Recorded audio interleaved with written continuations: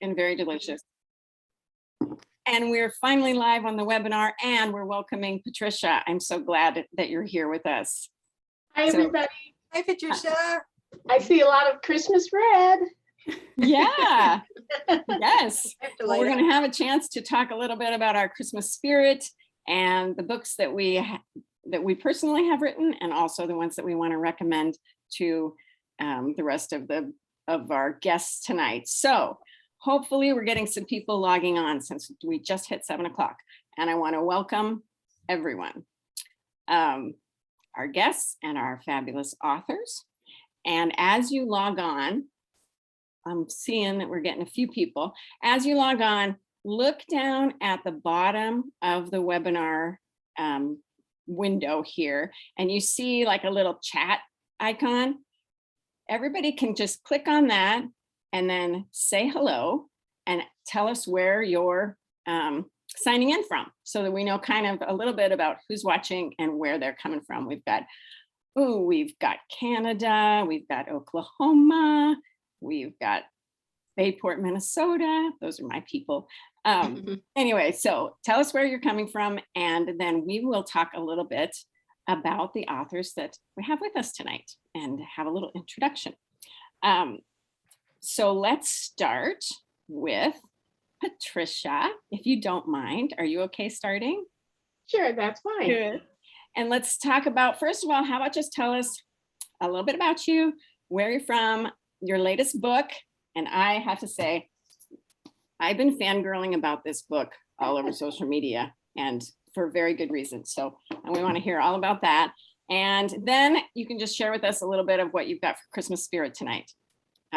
You know, your outfit, or, you know, whatever you're bringing for Christmas cheer tonight. So go ahead and start us off, Patricia. And dive in. Well, I am calling in from Colorado, just outside of Denver. I grew up here. I'm still here. I write about here. And it would have been Christmas with snow, but no snow in Denver today. But it could have happened. But I'm happy to be here tonight because I love books, and I'm delighted and excited to share some fiction titles and fiction books that I just love. And I'll keep this short because we have everybody wants to get in, but I don't have a Christmas sweater, but I do have a mother who was born the day after Christmas. And so I do have a longer story about that. We may or may not get to it, but that's a little bit of my Christmas backstory. And so I'm glad to be here. Great. We're glad to have you. And tell us quick about All But a Secret. Sure. Well, speaking of Colorado, it's a church mystery set in Colorado during the 1920s. And my lead character is a young Black female theologian who's a fan of Sherlock Holmes. And she leaves her frustrating teaching job in Chicago to come home to Denver to solve the murder of her estranged father. And this is during the time in Colorado when the Klan ruled the state. Colorado had the second highest Klan membership per capita in the country. And every county in Colorado had a Klan clamoring. So it offers some tension, some history, a little romance, and of course the solving of the mystery. I loved writing it, and it's the first of a series that Tyndale is publishing. So it was released in October, and it's available. And if people watching are mystery lovers, please pick up All That Is Secret. Thank you. And I second that. Pick it up. Who's next? Jocelyn, you want to go next? Sure. I'm Jocelyn Green. I'm from Cedar Falls, Iowa. My latest book is Shadows of the White City. I don't know if you can see that. It's actually the second book in my Windy City saga, which is all set in Chicago. So the first book was Veiled in Smoke, which maybe you'll get a link to the Baker Bookhouse webpage. This series follows a family, a bookstore owning family, through three major events in Chicago's history. Veiled in Smoke covers the Great Chicago Fire of 1871. Shadows of the White City takes place during the World's Fair of 1893. And then my upcoming book will be the third and last book in the series. It's called Drawn by the Current. And this is about a little known event called the Eastland disaster, which was when a steamship called the Eastland was full of 2,500 passengers tied up to the docks in the Chicago River, July 24th, 1915, and it just tipped over. It just tipped over and 844 people lost their lives. So my character is a life insurance agent and she is very involved in the aftermath. And Stephanie is going to tell us about how to get a discount from Baker Bookhouse, which is going to be very exciting. And I thought I would mention that this is coming out in February, but if you pre-order it before February 1st, it's 40% off and free shipping, which is less than $10 for a paperback. So pretty good. Okay, so my Christmas cheer, maybe you can hear it. It's Jingle Bells. It arrived from Amazon today. And let me just tell you, the reviews all said that it falls apart after a day. And I was like, that's fine. I only need it for an hour, but it already like had a piece off of it in the packaging. So anyway, now you know about my jingles. I'm drinking hot chocolate, and my favorite holiday tradition has to do with the Christmas movies that I don't watch any other time of year. My three favorites are It's a Wonderful Life, White Christmas, and Scrooge, which is the musical version of A Christmas Carol with Albert Finney. It's amazing. Nice. Well, thank you. And I hope your necklace holds together. I know, but you'll get to watch it fall apart live. That'll be fun. We'll keep an eye on it. All right. Next, we have Kate Breslin. So tell us a little bit about you, Kate. Well, hi there. I'm Kate, yes. And I live on the Kitsap Peninsula, and it's about an hour northwest of Seattle, Washington. And I've been there for many, many years. And right now we're up in my writing office with my Scottish weapons on the back wall. And I like to be, I'm very visual, and I like my tools of the trade around me. My very recent release is a, guess what, Scottish historical, As Dawn Breaks. If you can see it backwards. Oh, thank you. And the story is, this is basically the fourth in my World War I connecting series. This is about Alex and Rose. It takes place in July and August of 1918. And it involves the women that were in munitions. I've been fascinated about them for years and doing the research for the other books. And I wanted to write this story about Rose is working with munitions, and just to kind of give a reader an idea of the kind of job and the danger that it was. It was a dangerous work and a lot of risk, but these women were just amazing. And there is also some espionage and some twists and turns and saboteur. So anyway, it just came out. This is still kind of technically almost my release week. So I hope you'll get a chance to read it and enjoy it. And my holiday outfit is my little, snowflake red shirt. And then I've got this little hat here. I got at Walmart the other day. See, it lights up. So I thought that was kind of cute. My little reindeer hat. That's and cute. my That's Christmas, really cute. my what? That's really cute. I hope it doesn't fall apart after one day there, Jocelyn. We'll see. And I wanted to share with you my favorite Christmas tradition. So I'm going to hold these pretties up. You see these? These are, my mother made these many, many years ago. And these are just two of a beautiful collection that she's parted out to all of us kids. And that's my favorite tradition, is hanging my Christmas ornaments every year, because I have ornaments from friends that are no longer with us, and family members, and just, certain incidences where I got an ornament. And it's just kind of fun, it's taking them out, putting them on the tree, and having those memories. So that's probably one of my favorite Christmas traditions. And I am drinking Twining's Winter Spice Tea tonight. So nice. Thank you, Kate. I love the ornaments too. Thank you. All right, Regina's next. And Regina, I can't wait. Okay, so the book I'm talking about is this Proposing Mischief, and it's the second book in the Joplin series.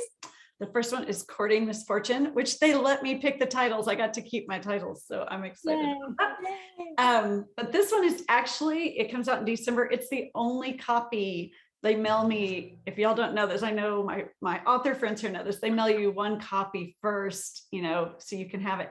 And so I dedicated this to my friend Shanna, and she got this copy, and then I haven't got any more copies, so I had to go take it back away from her for tonight. So anyway, it's set in Joplin, Missouri, and Macy is about Macy, and she is a farm girl who gets bored and is messing around in the mines and discovers a beautiful crystal cavern that stretches under her farm, which is based on a real thing that's in Joplin. There really is like the world's largest geode under, you know, in the ground as a cave. And unfortunately it's underwater now and you can't go in there, but they used to have tours. So anyway, I am wearing a Christmas tree dress, and so should I stand up? Come on, we got to see it. Yeah. Yes. Okay, Yes. hold on. Oh, that's cute. That's so cute. I love it. Okay, so that's my Christmas tree dress that I borrowed from a friend. Thank you, Tanya. I am borrowing dresses and books and everything to get ready for just a. Hey, it's a community event. That's Oh, right. It's a network. Nice. Thank you. It's so good to hear from all of you guys. We have a lot of people coming in, from all over the place. And I think maybe we might do a poll. First of all, and I need to do my introduction too, I know, but first I want to thank Becky Robinson of Weaving Influence. She is the one who's behind the scenes on this whole show today, because I could never do that. I'm really bad at technology, so without her magic, this wouldn't have happened. So thank you to Becky, and she's put up a poll. I hope you guys can all see that. And it's about your favorite reading genre. So this is for you, not what you buy for others. What do you like the best? And you can choose all of those. Like, I mean, you don't have to choose just one. You can choose whichever ones are your favorites.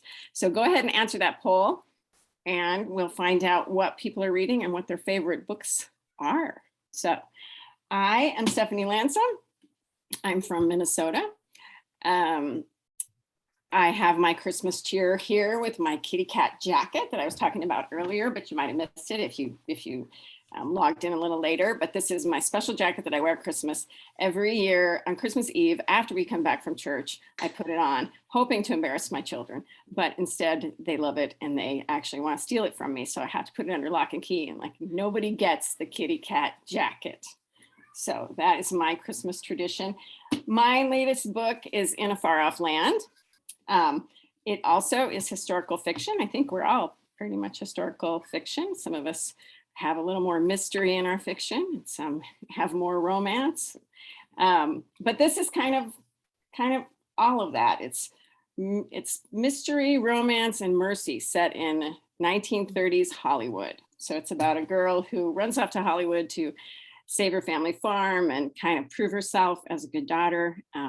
Doesn't work out that way for Mina, and instead she wakes up next to a dead leading man, and she's on the run for a murder she didn't commit. So that came out in May, and it's a good gift for anybody who likes mystery, murder, 1930s, Hollywood, all those good things.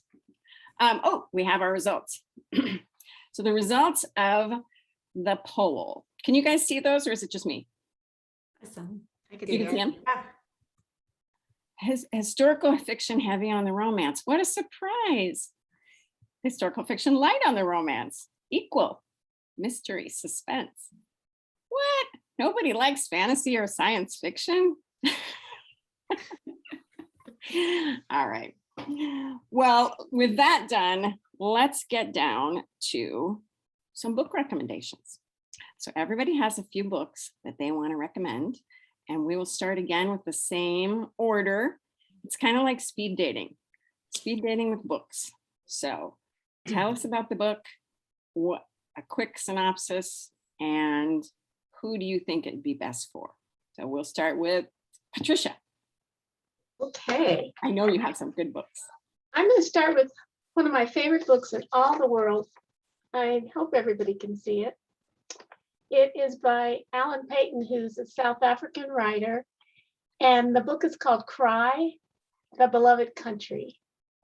And it is about two fathers, one black and one white.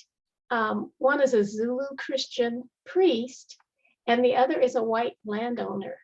And they both lose their sons in South Africa's, in the run-up to the apartheid era in South Africa. And so the book explores the gaping, the divisions that led to that division, but also the disruption of the tribal structure, and for better for worse for families. And it follows the unlikely friendship that develops between these two fathers. And so it's a relational book, it's political, the issue is still current. And I probably read it every 3 or 4 years because it's just written so beautifully. But I thought about not sharing it because it was written so long ago, back in the 80s, I believe, if not earlier. But it's just one of my big favorites. So for someone who might be interested in that topic, Cry, the Beloved Country is my #1 suggestion. Wow, thank you. Mhm. That looks great. Thank you. It is. It came out, Stephanie, in 1948. So that's how long it's been around, but it was Stood the test of time. international hit when it was released. So definitely worth the read. Mm-hmm. Do you want to do your other ones? Oh, I thought we're still going around. I mean, we're I still. think so. Maybe we should everybody do all their books and then we'll move on. So you want me to go to my second one? Sure. Okay. Yeah. All right. Well, my second one, my friends, is a mystery. One of my favorite mysteries. It's by William Kent Kruger, one of my favorite mystery authors. And this is his book called Ordinary Grace. And one of the reviewers said that it's pitch perfect. It's just flawless, in my opinion, as a mystery lover. And so this book is about the tragic summer in the life of a 13-year-old boy in a small Minnesota town. And it explores what Kruger calls the terrible cost of wisdom and the awful grace of God. And so when this young boy's teenage sister, who's a promising musician, goes missing, we follow this young boy's attempt to solve the murder with his younger brother. And I love just one quick thing about it. There's not to have a spoiler, but there's a moment in this book when what is ordinary grace just comes forward in such a profound way, and in a way that's actually miraculous for those of us who still believe in miracles. And so if you're a mystery lover and you haven't read this one yet, please add it to your list. And it is at the Baker Bookstore, Baker Bookhouse. So I wanted to share that. And then I'm just going to do 3 tonight. But I'll go back to Colorado with Sandra Dallas's book.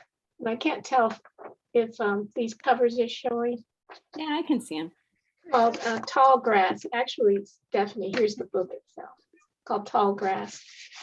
And it's a Colorado mystery set in World War II.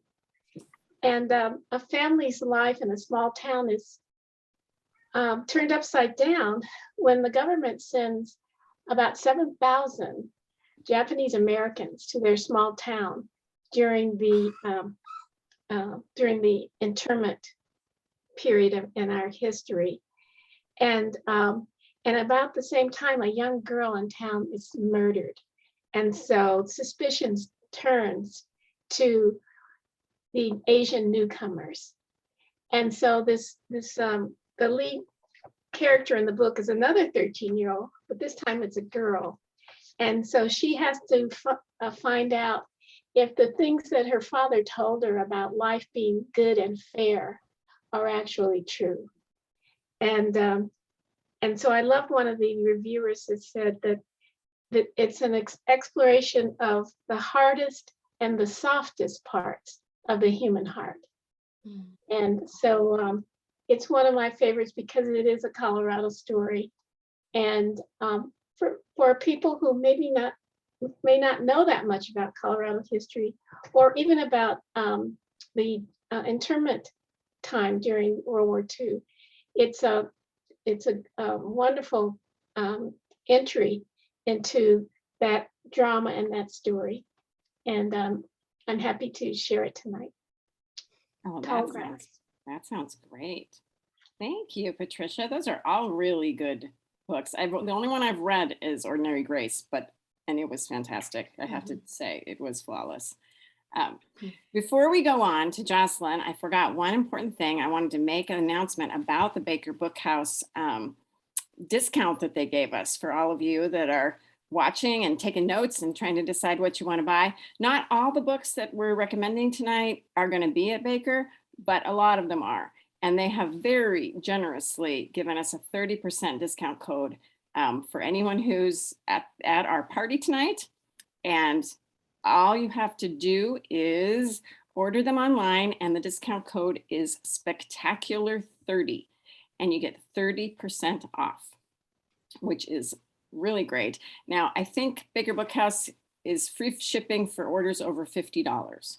So make all of your orders at once. Spectacular30 is the discount.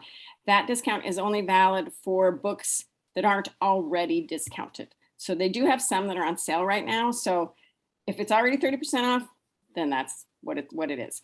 If it's 20% off, still use the discount and you'll get the extra 10%. They'll give you 30% off. So it's a little complicated, and it's not valid for discount, or it's not valid for their used books. So all of those details we'll put in the chat for you guys. But thank you so much to Baker Bookhouse. Please use them. They're a great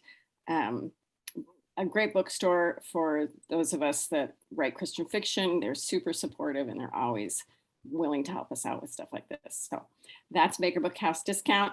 And Jocelyn, let's hear about your books. All right. Well, my first one is an audiobook. It's called The Incredible Winston Brown by Sean Dietrich, also known as Sean of the South.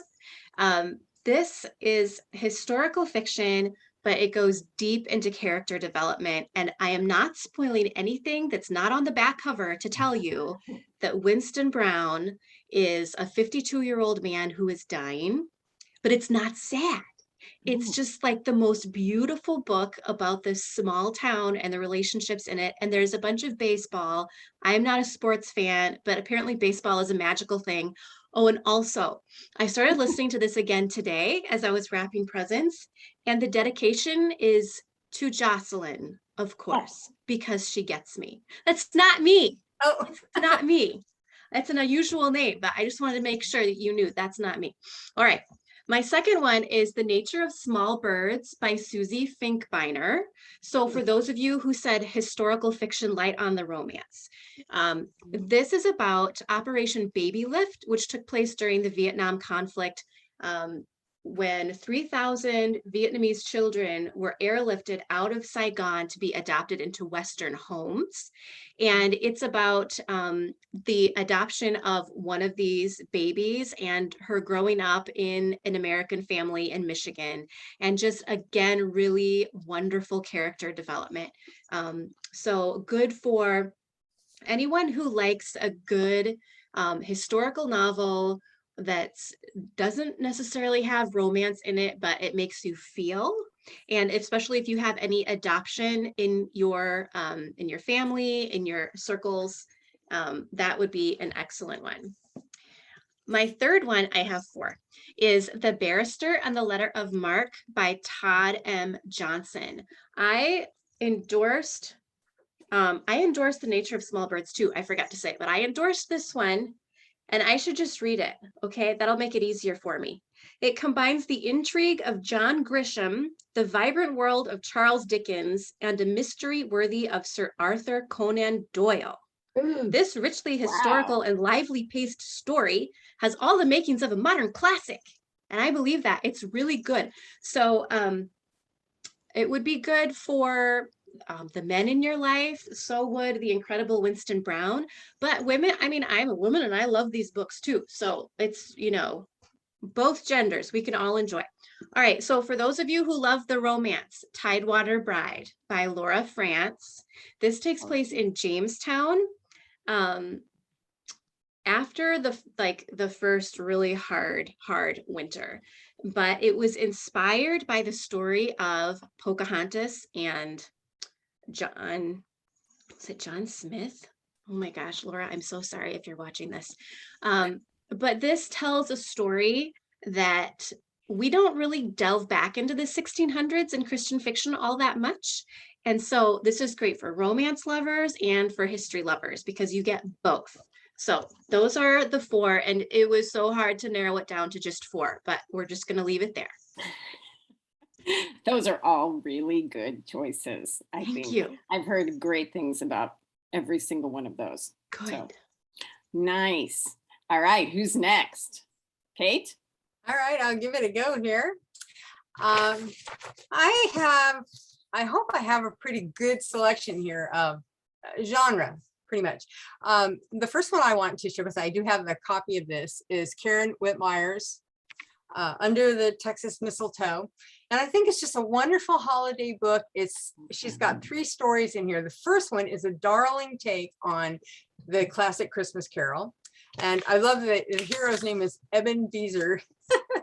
It's just great. And Felicity Wiggins is his, his romantic interest, but she plays that kind of a Bob Cratchit kind of a, part in this book. And it's really wonderful. And the three visitors, the ghosts, it's just very original. It takes place in Texas, of course, and just shows how, just as with Ebenezer Scrooge, Evan Beezer kind of comes around, and I just really enjoyed it. It was really a fresh take on the Christmas Carol, and I always like to read a version of the Christmas Carol during the holidays. And she's also included a story about the Archer family, and I haven't read a lot of Karen's books yet, but I understand the Archer series is probably a lot of you are familiar with the Archer series. And I'm really enjoying that. In fact, I'm kind of in the middle of it right now and really enjoying that. And then she's included a 3rd story. So I think it's just a wonderful gift to give this year for the holidays, or just when you're ready to curl up with a cup of tea and your favorite socks and curl up with a good book in front of the fireplace. So I wanted to show that. My next one, and I'm gonna, you guys have books and I don't on some of these. The next one I want to kind of show is this is the Socialite by Janelle Cezilski. And I've read a few of Janelle's books, and I love her. She dives right into the adventure, right into the intrigue. This one takes place in World War II, and this is on the back cover, so I can tell you this, but just the opening scene of this is this British debutante, and I'm an Anglophile, I love British fiction. Miss Kathleen Whitford steps through the doors into a French ballroom full of Nazis to try and rescue her reckless younger sister Ellie and take her home. And this is German occupied Paris during World War II. There's a lot of intrigue and betrayal. And her sister is actually in the clutches of a Nazi lover. And so there's just a lot of adventure. And of course, the hero is a handsome Scottish bartender, Bear Anderson. And it's just a wonderful good read. It's larger than life characters, a lot of adventure, intrigue, and that's one of my favorite kind of reads myself. The next one I have is Rachel Macmillan's The London Restoration. And again, like I said, I'm an Anglophile, so I love anything British. I love to write about it. And I'll show you a picture here. This is, oh, it's not really turning out, is it? Sorry, guys. Kind of. Anyway, it's by Rachel McMillan. It's the London Restoration. And I loved it because it's post-World War II in London. It's about a couple that are separated by the war, and they're, I would say that the romance is, it's on the light side, but it's very moving.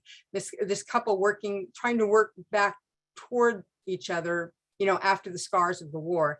And of course, Rachel does a fabulous job on all the details of the different cathedrals that were damaged during the war. And I'm a history geek, so I just can't wait to go over there and take a tour of the different cathedrals and see that.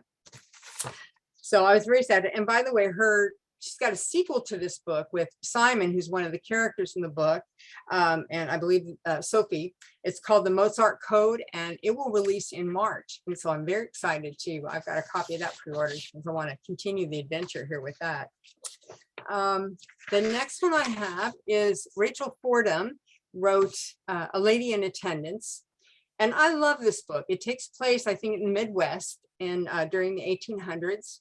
And Hazel is a girl who basically was in the wrong place at the wrong time, and her parents basically kick her out. She's got a bad reputation, innocently enough, and she's trying to get her reputation back. And she goes to work as a lady in attendance in a dentist office for Gilbert, who he's very swoon-worthy. He's wonderful. He's kind of quiet, multi-layers, but he's kind, and he takes just wonderful care of her. And Rachel has such a great way of doing those tender moments in a book, and the humor, you feel like you're there. You feel like you're there, with the couple, and it's wonderful. I really enjoyed it. And I had one more here. No, I guess that was it, wasn't it? Okay, I'm done. Those are good Anyway, I ones. think they're all good books. Those are all good ones. I really second Rachel McMillan's books, and I'm looking forward to her Mozart Code. I've been waiting for that. It seems like forever that we've been waiting for the Mozart Code. It'll be worth waiting for. Yes, and the Socialite, I read that one too. That's good, really good. Okay, so we're getting lots of comments in the chat here. We'll take a second to look at them. Everybody loves your recommendations. There's lots of fun commenting going on. If you guys who are watching, you guests, have some books that you would recommend too while we're recommending books, throw them in the chat, because we can all use book recommendations. Tell us what you like about them or who you think they'd be good for. And then whenever you're wondering who to buy a book for, all you have to do is come back to this video, which will be available, and check it out. You'll have lots of different choices. So we're going to go on to Regina and see what she's recommending for us. Is there anything left? There's got to be more books left, right? Well, now my to be read pile has just grown like crazy. I mean, I'm never going to be able to write again, I don't think. I'm a professional reader. Yeah. I know. So the first one I have is An Alleged Rogue by Sean Ann Bessie. And she's a new author to me, but I'm really enjoying this. If you enjoy just your Regencies, it's about a young man and his sister who've been kind of recluse. And of course, there's all these horrible rumors about them, since that he's an ogre that keeps her locked up. And then suddenly they reappear in society, and what was the backstory and how do they, all of that fun stuff, the drama of the social niceties and rumors and gossip. Something that's really fun about this is he is a gentleman who fell on hard times, and so that's something you don't see much in this genre. And he is trying to get his wealth back through cider. He has apple orchards and has a secret recipe with the different types of apples and a blend for his cider. So it's just something new, something new to learn about that I thought was really interesting. All right, so that's the first one. Second one I don't have a copy of, but it's Next Year in Havana by Janelle Clayton. And this was really, I loved it. I got to go to Cuba in 2019 and was supposed to go back in 2020, but that didn't happen. And so, so much about you just hear so much about Castro and communism. And so Next Year in Havana is a time split novel with a young lady who's Cuban, from Cuban family in America, and her grandmother was a refugee who was from a wealthy family and had to leave suddenly in 1958, and she's taking her grandmother's ashes back to spread them.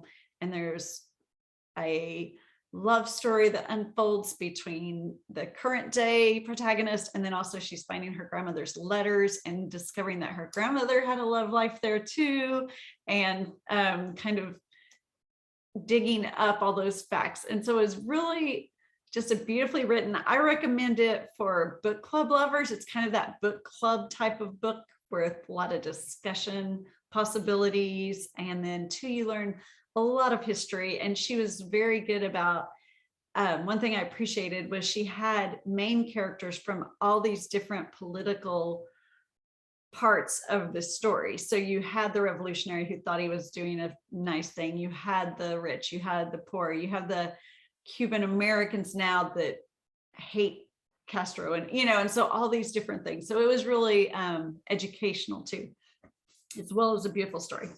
And then last for Christmas, The Mistletoe Countess. Yay, Peppers. I've heard wonderful things about that book. Yes, this is on my radar. Yeah. Yeah, get this one for yourself, because this is what you want to come home and read. It is so funny. Grace, the heroine, is just delightful. She is spontaneous and fun, and there's a big mystery in it as well. And the main plot point, or the inciting incident, is that her older sister has an arranged marriage plan to this earl, and it's both families are involved, and it's going to be a big business thing, for both families to be profitable. And then her sister backs out at the last minute, so to save face, they push her in there, and she ends up marrying him. And she is not really countess material. Her sister was raised to be the proper lady, and she was not. So it was really a fun book. Pepper did an excellent job on it, so I recommend this. Great. Nice. Those are all good choices. I read Next Year in Havana too, and that's part of a kind of a loose series. Really? That's really good. Yeah, they're the sisters. The grandma had sisters, and all the sisters have a story. So I'd really recommend it too. Cuba is fascinating. So, okay. We have a lot of recommendations going on in the chat. My goodness. And you guys, these are a lot of good books. Now, remember, not all these books are at Baker Bookhouse, but I think Becky's putting up a lot of links for everything that you guys are talking about. So it's going to be easy to find them. Let's do another poll and see what people have to say that are watching. I think the next poll is about, the question is, who do you buy for? I mean, that's it's a kind of a tough question, because I know sometimes, like my husband, he doesn't read books, but I always buy him books. So I buy him, but generally he doesn't read them, at least for a while. So let us know who you buy your books for. I'm going to take this one too. I almost always buy books for my children, and sometimes for my mom. And sometimes you just buy books, I think, and hope that they'll read them, and maybe you just want to read them. So anyway, we'll see how that comes back. My recommendations are last, and I thought maybe we'd have some overlap here, because we didn't really talk a whole lot about what everybody was recommending. We kind of threw some titles out there, but that was it. So, but we don't overlap at all. My first recommendation is a new to me author from Tyndale, and her name is T.I. Lowe, and I don't have her book, and the book, I won't show you that because that doesn't really work, but the book is called Under the Magnolias, and it was fantastic. If you are an 80s girl, or if you were buying a book for an 80s girl, and we won't say how old someone needs to be in order to be an 80s girl, but I'm an 80s girl, and that was my high school experience. And Under the Magnolias is set in the 1980s in the South, so it's very much Southern fiction. It's about a girl who loses her mom and takes care of her family, and there are a lot of characters in this book, and T.I. Lowe does such a good job you are never confused about the characters. You love each and every one of them. You feel like you know every member of that family. There's some themes of mental illness. Her dad has some mental illness, and it's really handled very well.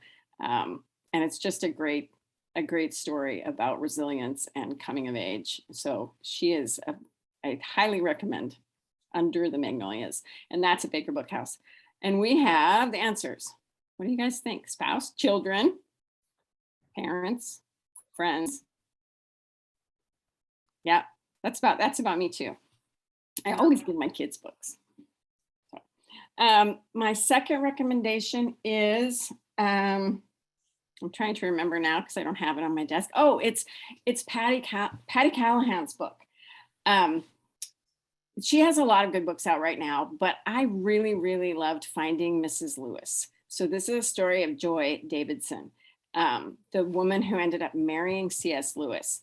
And it's a fascinating story about her whole life and how she ended up meeting C.S. Lewis, the struggles they had, and just how they got through all these difficulties. They lived continents apart.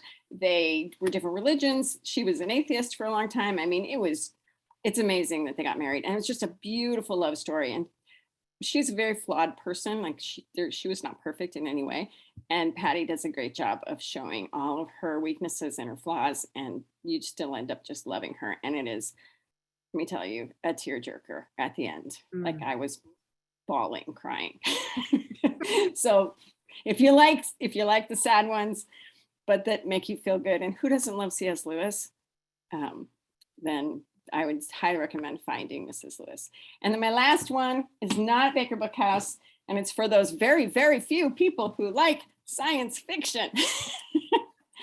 This is a fantastic book for any man in your life, or woman, really, any kid who wants to save the universe. So it's really about a very geeky science teacher who ends up truly saving the entire universe. And it sounds like an outlandish story, but when you're reading it, it seems like it could happen.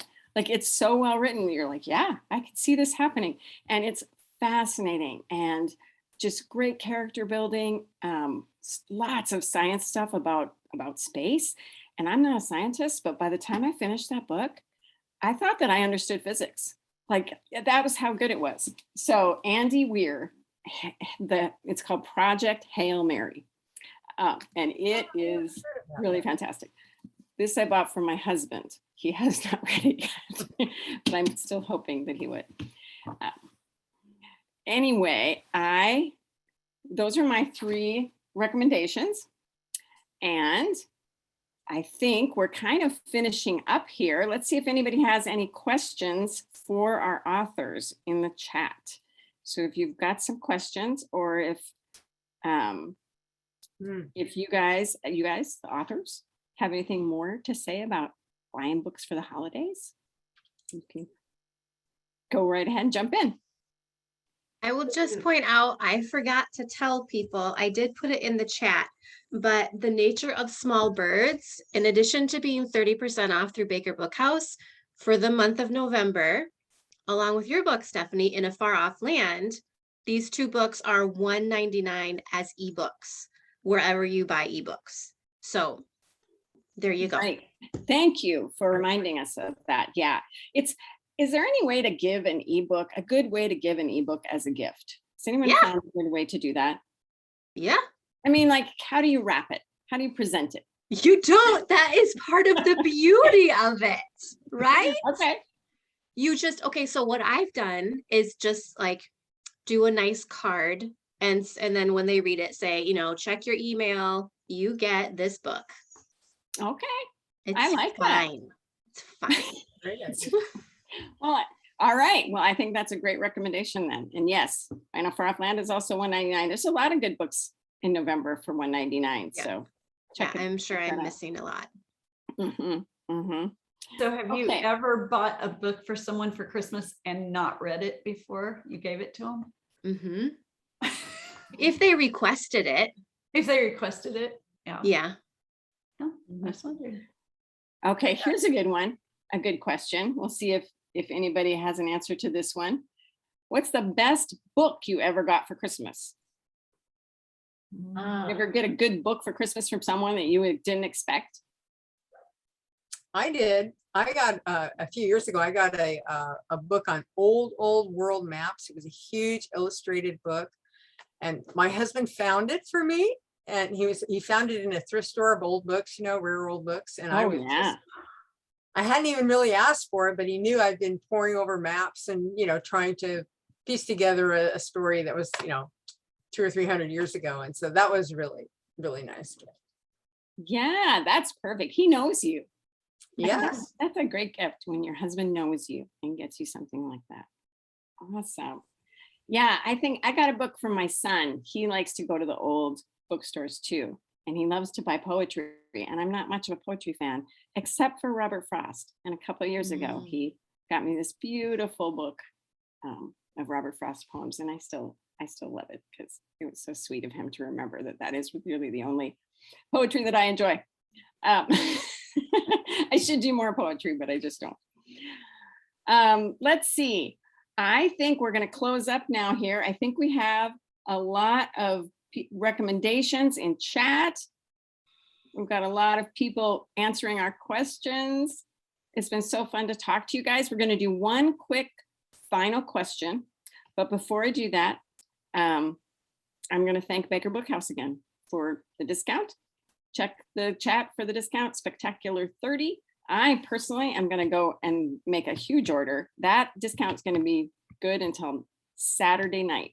So you have tonight, Thursday, Friday, and all day Saturday to make an order at Baker Bookhouse, and then with that discount code. So there's that. Now I'm going to have one more question. I'm not going to give you guys a whole lot of time to think about it. And we're going to go backwards so that Patricia doesn't have to go first again. So that means Regina has to go first. Very quick, without thinking, what was your favorite gift that you got as a child for Christmas? Well, this goes with my favorite book gift. My grandparents had a neighbor named Miss Laura, or my great grandparents, but my grandparents grew up knowing them. And I got a set of her books, and that was Laura Ingalls Wilder. What? Yeah. Oh, In Mansfield, Missouri. So I'd always hear about Miss Laura, and then I got this book and I'm thinking, oh, it's their neighbors' books, and then of course I was sold. That's amazing. Yes.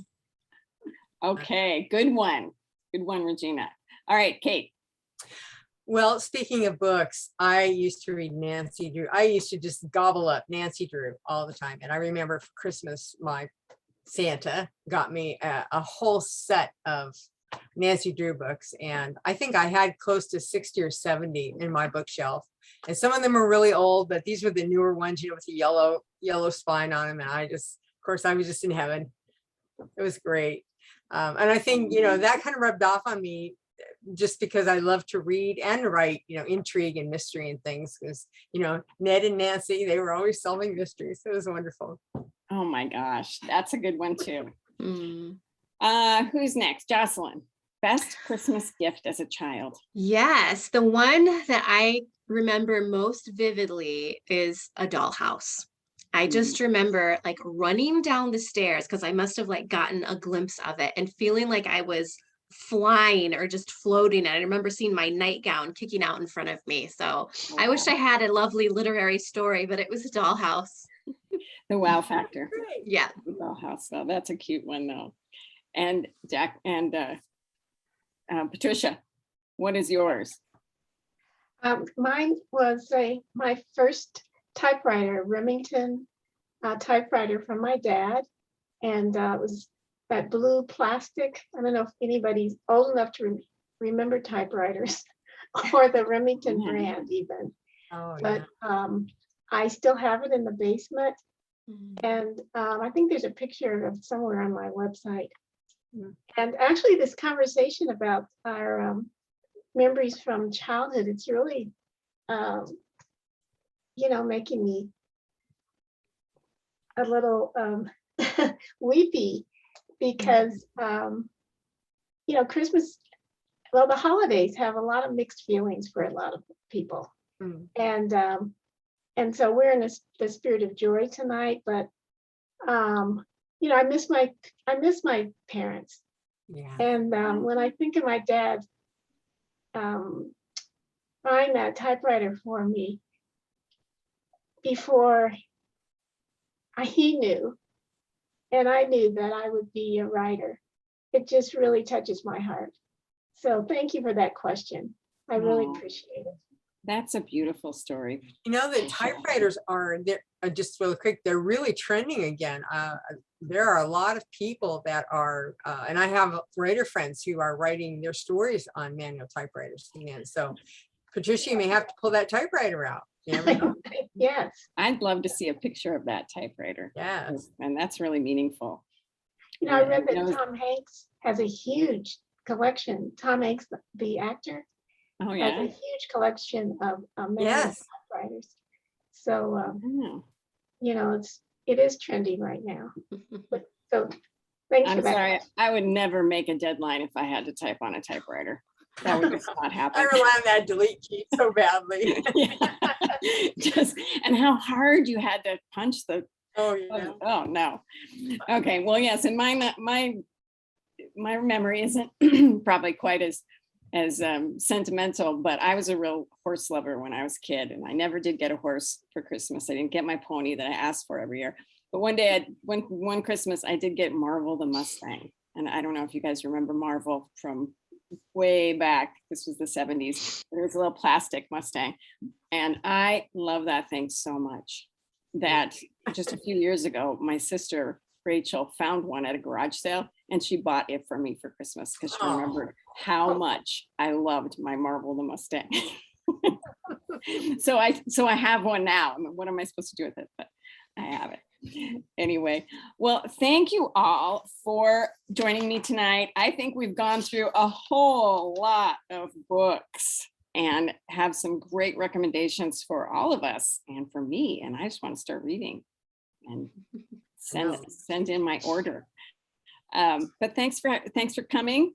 I hope I get to talk to each of you again before Christmas, but if I don't, happy holidays and Merry Christmas to all of you. And thanks for joining me tonight. Yeah.